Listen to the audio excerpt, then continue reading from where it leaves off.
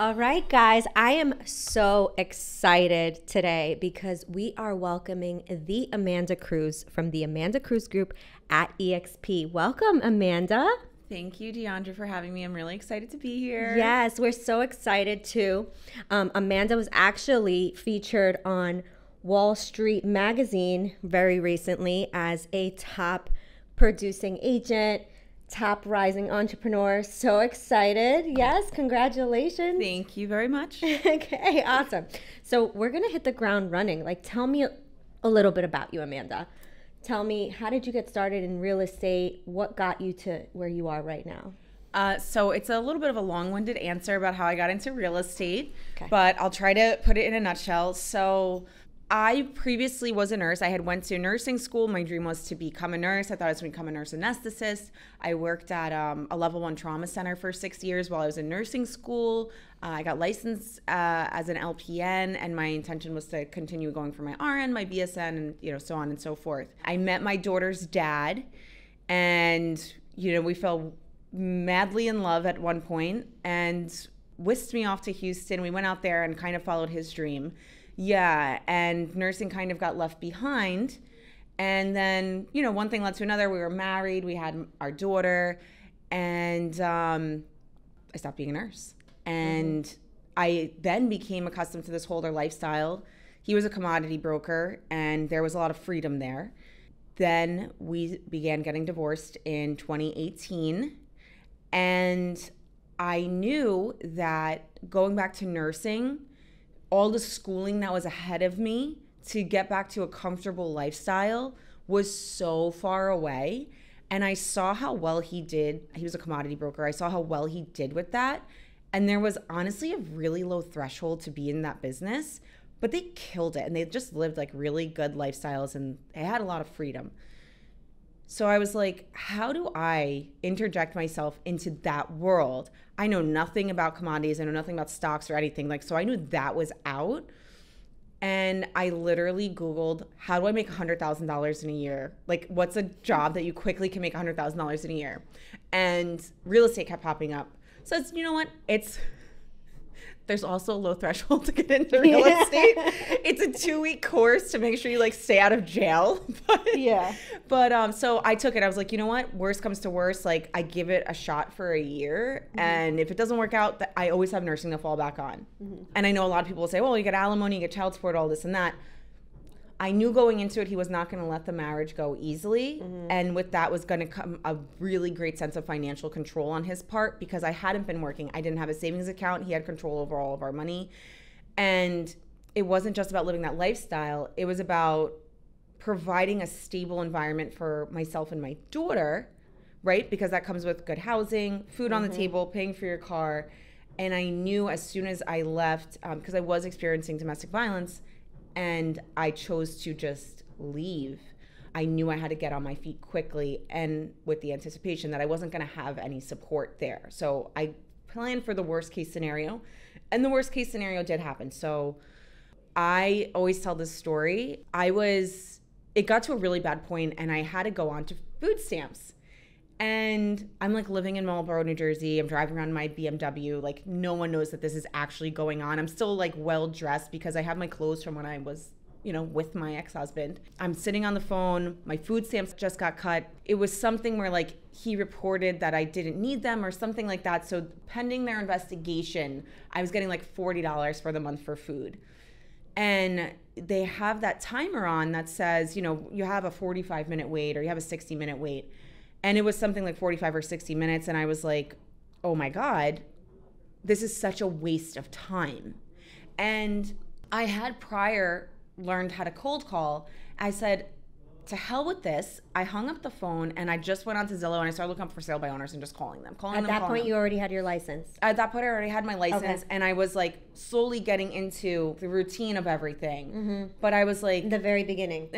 Pretty much the very beginning. Okay. And I was like, why am I wasting the next hour on the phone fighting with social services so I can get an extra $200 a month of food stamps when maybe the next call I make in the hour is going to make me a couple $1,000s?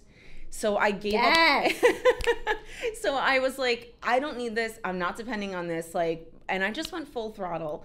I aligned my self with, a really great team at that time. But anyway, Diandra, that's my long-winded version of how I actually got into real estate. It was to provide a really stable life for my daughter and I.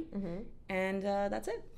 I love that. Thank you. So yeah, I love that story so much because I know who you are now and I know how much you've accomplished already. Our audience is going to hear all about that.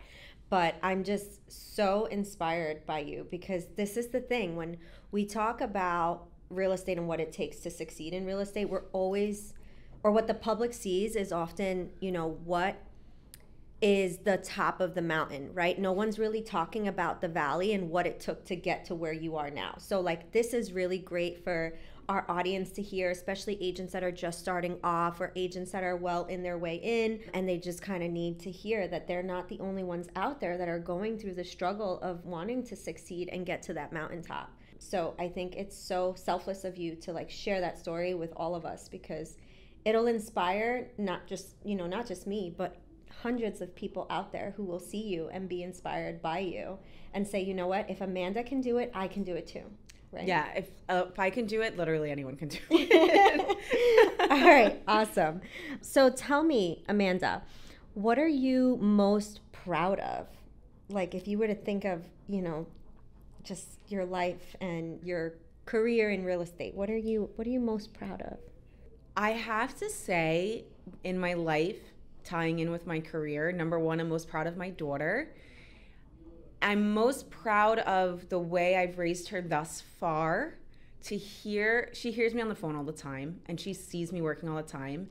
She's the most assertive 9-year-old you will meet in your entire life. And I didn't appreciate it until one day I sat back and I said, oh, she hears me on the phone. She sees how I move and she's emulating that. And I love that. And that really is thanks to real estate, because had I been in any other career, like, nursing, she would never see that side or that strength in me. So I'm proud of the strength that I brought to my family dynamic. Yeah, because in essence, you're a business owner, right? Yeah. So you're a boss, right? So yeah. You're moving and grooving things all day long. You don't really have anyone else to answer to other than yourself. I only have myself to answer to. And then I'm really proud of the team that I'm building. I have to say, so far, I'm really fortunate to have just some really good souls on my team. And they're very committed to being successful. And I'm just really proud of them too. That's amazing. Okay. So speaking of your team, what is your greatest hope for them? My greatest hope for my team is that in 5-10 years, they look back and they say, oh my God, joining Amanda was the best decision we could have made for our career. Like, she guided us and cheered us on and held us like to such a high level of accountability that we're now absolutely crushing it too. And they're living the life that they want to live. They're living the life that they thought real estate was going to give them. Yeah. Tell me about the team that you have, how it started and how your team is operating now. Like, you must be at a very different place when you started the team and then where you guys are operating now. Tell me more about that. Yeah, so I was on a team at Keller Williams for 2, maybe 3 years. And I had eventually left because my big goal was to start my own team.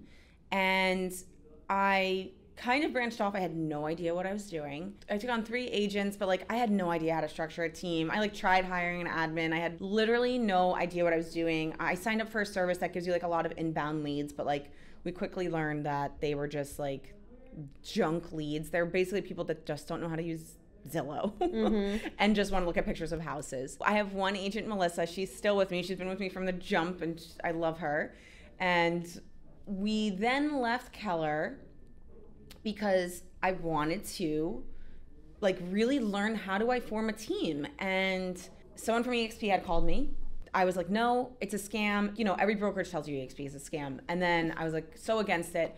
But then he just kind of showed up and gave me what I asked for. And I was like, oh, you guys really are collaborating over there. Awesome. I could learn a lot. So I jumped over to EXP.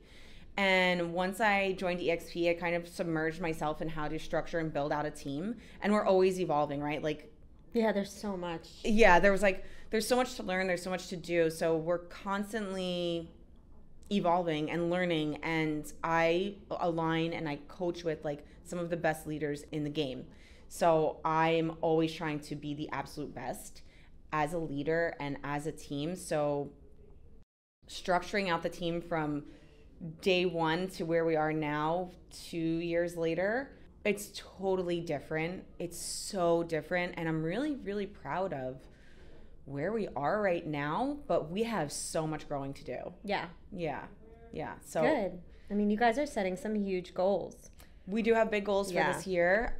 We're pacing. We had a slow, I would say like 2 weeks, but it's the time of year. It's always slow between Passover and Easter. So I'm like, all right, I'm not going to like beat myself up over it. So we took the time to do a little deconstructing on what our model is, and we're reconstructing a new model right now. But nevertheless, we are still trajecting towards what our goal is for this year. Amazing. I love that. Was there ever a moment of doubt where you thought to yourself, what if I fail? Oh, all the time. How'd you make it through that? 4 times a week this happens. So it's funny you should ask, because I just had a big team meeting on Monday. And like a couple days before that, listen, being a team leader, like to the outside looks sexy, and it's like everyone wants to do it. It's so hard. There's nothing easy about it, and it's stressful. And I'm like a natural people pleaser, so it's like if my agents aren't producing, I'm like, oh my God, like what am I doing wrong, you know? Yes. So anyway, I was laying in my bed the other night, and I told my team this story because it happens once in a while, and I was like, you know what? I'm like, maybe this isn't the life for me. And I literally went on Indeed, and I'm like, maybe I'll get into like pharmaceutical sales. I'm like convincing myself with this whole thing. I'm like, you have the medical background, you've done great in sales. They would love to have you at a pharmaceutical sales company. And I'm like, oh, they pay for the car, and okay, I get like my own insurance through the company. I'm like, all right, cool. Now I'm like, realistically, I'm like, all right, Amanda, like it's still sales, like you still have to hit a quota, right? Like you still have stuff to do. Now you're going into a whole new world, a whole new life. What if you hate the people you work with? What if like you're driving one day and you're just like, I cannot stand this job. And now like I see other people who were in my shoes a year prior, and they're absolutely crushing, right? And I'm like, all right, Amanda, did you give it 150%? Like, are you going to regret it? Did you give it all you got? And I was like, you know what? No, you didn't. You could give a little bit more. Like, stop with the nonsense. And then I like went to sleep, and I woke up and I'm like, all right, I was playing games last night. But that happens all the time. It's like sales and real estate and leading a team. It's such an emotional roller coaster. Like there are days where I'm like, oh my God, I'm winning. I love this. And there's other days where it's like, oh my God, what am I doing wrong? So it's just a constant emotional roller coaster. The wins in real estate are so much greater than I think anything else can be. So yeah, I worry about failing all the time. And as you grow more, there becomes a bigger fear of failing. Yeah. Right. And like it's really balancing the downs, right? Yeah. And not like when you get into that down area is overcoming it, and just like finding that floaty and being like, and if you see pull enough you back up, and if you see enough bad news like on social media, because I don't watch TV like the cable, and there's a lot of doom and gloom on there, and I'm like, you know what, like I need to stop listening to the bad news. There was someone I was following, and every story was for the last 3 years was how the real estate market's crashing. It's gonna be the worst recession of our life. And I said, you know what? I just gotta stop following him. Like I don't want to hear about this. Like I know I'm gonna do well no matter what the circumstances are. I've overcome so much that I'm like, a little bit of a shift in the market isn't gonna be what takes Amanda Cruz out. Hell no. Hell no. So, okay, another question I have for you. Sometimes we have listeners that are just starting in the real estate business, or maybe like a year or two in, and they've closed a couple of deals. What advice do you have for the agent that has closed a couple of transactions this first quarter and they want to get to 20 transactions? What advice do you have for that particular agent? My advice is look at what you did to close those first transactions. How did you get those deals? And do it again, but do it 10 times more. Consistency. And discipline. Consistency, discipline. You'll hear everyone say this that you follow on social media that's like a real estate guru, but it's true. Time block. I literally went over with my team on Monday. We spent 20, 30 minutes dedicating to them time blocking their calendar. And on Google Calendar, You can do, Yes. repeatable. Yeah, you could do repeatable events, right? So it's like your calendar should look the same week to week with that dedicated business time. Treat it as a 9 to 5. If you don't treat real estate as a 9 to 5, you're not going to have a business. Right. Like if it was just so easy as people just calling you all the time to sell their houses, we'd all be multimillionaires. Yeah. Right? But yeah, they're not coming to you and saying, "Hey, No. If you want to get to that 20 deals, like you need to have on your calendar Monday through Friday, your prospecting time and your following up time at the very least. Then your calendar will fill up with more listing appointments, more showing appointments. So time blocking, consistency, discipline. For sure. Yeah. Okay. What about the agent that is at the 25 transaction mark where they're doing great and now they want to get to 50? Oh, so once you're at 25, you better get some leverage. Leverage is your biggest ally. If you don't hire a rock star admin team, like 714 admin, you are going to really be stuck in a rut. You're going to lose your quality of life, and any reasoning you got into real estate, which is usually to make good money and have freedom over your schedule and your finances, is just going to completely go away. So don't look at what, is coming out of your pocket, because if you don't make that investment into your business, into yourself, you're going to lose business because your quality of service is just going to fall off and your quality of life is not going to be there. So hire an admin, start leveraging. Cool. Tell us now that you operated your team for some time now, right? What has been some challenges in being a team operator? Oh. And how have you overcome them? Like if we could talk about maybe one or two things that you've hit, like some instances where you've hit, and like what have you done to overcome those? So a big thing for me initially was holding agents accountable. Accountability. Yes, that's huge. Yeah. I'm sure there's personalities out there that love holding people accountable. But for me, it was like a learned art, and I'm still learning. Accountability, the way I got over that was realizing that I'm actually hurting my team if I'm not holding them accountable, and I can't let them fail. And if they fail, it's not going to be because I didn't hold them accountable or do everything that I could do. It's because they just chose not to show up. That would be number one. Number two is not bringing on the right people, bringing on people for the wrong reasons, maybe because I like their personality, but I didn't really look deeper than that.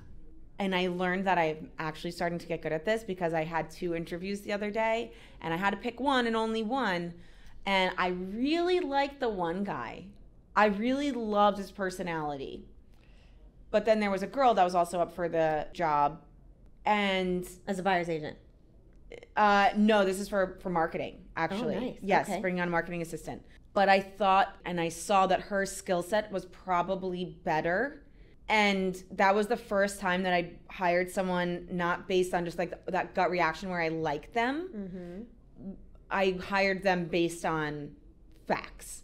It's hard to not hire someone that you like. It's really hard. Yeah. Because you're like, oh my gosh, this person would be such a good fit. Yes. Like, they'd be such a good culture fit. Exactly. On our team. Yeah. But can they really deliver? That's what it is. And it's like there's a seat for every ass, is what they say. Yep. And sometimes you have the wrong asses in the wrong seats. Mm-hmm. I'm trying to get better at that. And I think based on my last interview that I'm crunching towards getting better at that. Good. That's so good. Yes. Okay. So you've done really well over the past few years. I mean, your business has pretty much like skyrocketed in just the last like few months too. Like yeah. Last month you had like a crazy month. Yeah. I don't even know how many transactions you did last month. Like lost count. Yeah, I'm trying to think right now. I'm like, I don't remember. Yeah, I always have that like rule of 10 where it's like you need to have 10 transactions under contract, like lose count of how many deals. Like if I ask you how many deals you have under contract, you're literally running out of fingers. Yes. I think we have 14 under contract right now. Mm-hmm. Yeah. That sounds about right. Yeah. I remember looking at Sisu just the other day and I'm like, okay. I'm pretty sure that's where we are. Amazing. Speaking of systems, another question is, what systems do you recommend for teams? Okay, so number one is you need to have Follow Up Boss, a good CRM, right? Follow Up Boss is a good CRM. I've had others. Follow Up Boss seems to be the best, but you need that. There was an agent that came to my team that was previously on another team. I was like, all right, like what CRM were you using? They were like, what? I was like, you weren't using a CRM? They didn't tell you to put anyone into your CRM? No. I'm like, all right, let me show you. So you definitely need a good CRM. You need to be tracking your business and know your numbers. I know I was kind of a little flighty just before, but like I know if I log into Sisu, which is what we follow our transaction counts with, I know exactly where we stand as an organization. Yep. That also holds agents accountable. So they put in how many texts they did for the day, how many calls they did for the day, how many social media messages for the day. Did they do an open house? Did they sign a buyer? Did they sign a listing? So they can follow all of their productivity. That's it. They can follow their productivity and their activities to see what's making them more productive. And it's like, okay, well, you haven't written an offer in the last week or two. Well, let's look at your numbers. Yeah.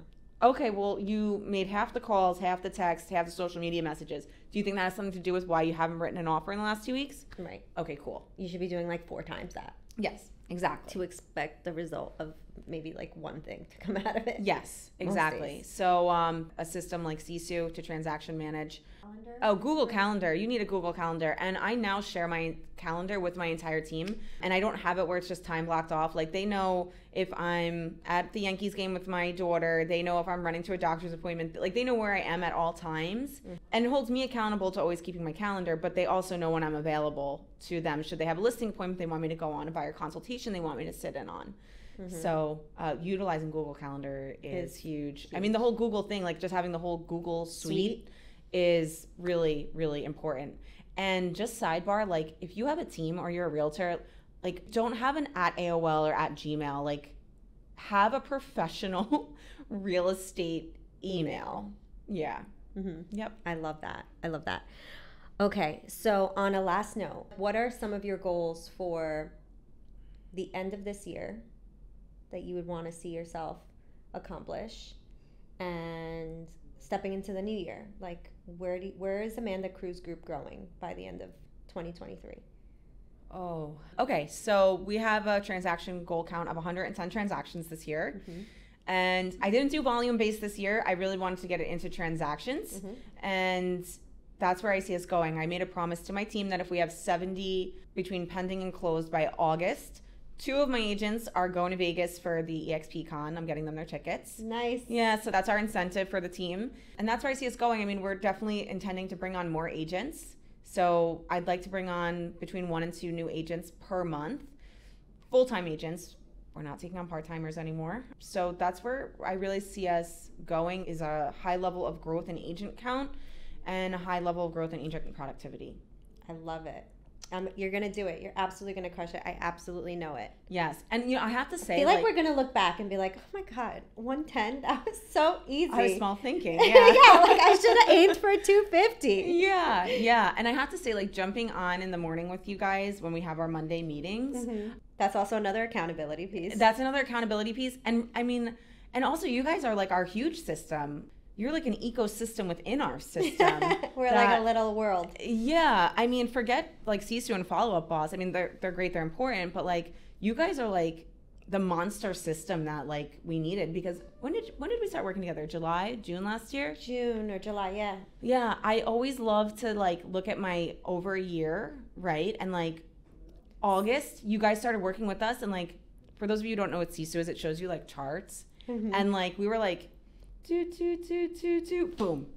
And I'm like, oh my God. What happened? You guys came on and started working with us. Yeah.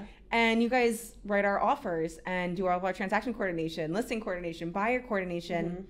And how much being hands off of that stuff and focusing on the consumer made it literally giant spike. Yeah. Like, and it's awesome. Like, and I'm like, wow, what a difference having you guys as a system. That's incredible. Makes. Yeah. Well, that's really one of the purposes that we're there. You know, we take a lot of pride in the fact that we can take a team or take an individual agent and take them from 15 deals to 30 deals, take an agent from 25 to 50, take a team from 50 to 100. Yeah. You know, with absolute ease. You know? And I was just telling you even before we started this podcast that I was just so proud of you. Like, I just feel like I'm seeing so much more, not just the Amanda Cruz group, but there's so much more Amanda that's coming out. Like, I just see you living your best life and enjoying your life, enjoying your daughter, being the best mom you can be, while also being super successful in real estate. Oh, yes. And I know it's a hard balance. It's a hard balance. Yeah. It's usually like pulling, each sides are pulling, you know, to remain in balance. But thank you so much. Yeah, and you guys, I mean, listen, there were times where I was like, oh, sorry, you know, I can't make dinner now because I have to go home and write an offer and submit it and put everything together. And that takes 2 hours of your time sometime, you know? Mm-hmm. So, yeah, because then you have to wait for the buyer to sign it. Yeah. And then the husband signed it, but the wife is hesitant. Yeah. Or like, it's given me half of my life back. And I love my agents, but they don't even know what it's like to not have you guys, right? Like, it's like when your parents tell you, like, oh, you don't know what it's like to have the wire telephone at home, how easy you have it. I had to walk 2 miles uphill both ways to school, sort of thing. Mm-hmm. And but yeah, I'm super grateful for you guys because you've really helped for you like too. Us to skyrocket our production and have lives. I love it. Yes, it's the best when I'm seeing Amanda on Facebook and Instagram and doing all the things. It's so exciting. Well, thank you so much, Amanda, for coming on board with us today. We were so glad to host you here. What an honor. I'm sure our listeners got a lot out of it. Amanda, where can we find you if we want to know a little bit more about Amanda and the Amanda Cruz Group? Oh, you could find me at Amanda Cruz _ real estate on Instagram. And that's probably going to be the best place to find me. Awesome. Yeah, I dabble into Facebook here and there, but my Instagram's a little bit more entertaining. Okay, great. Thank you so much, guys. Thank you so much, Diandra. It was an honor and a pleasure to be here with you. Amazing. Bye, y'all.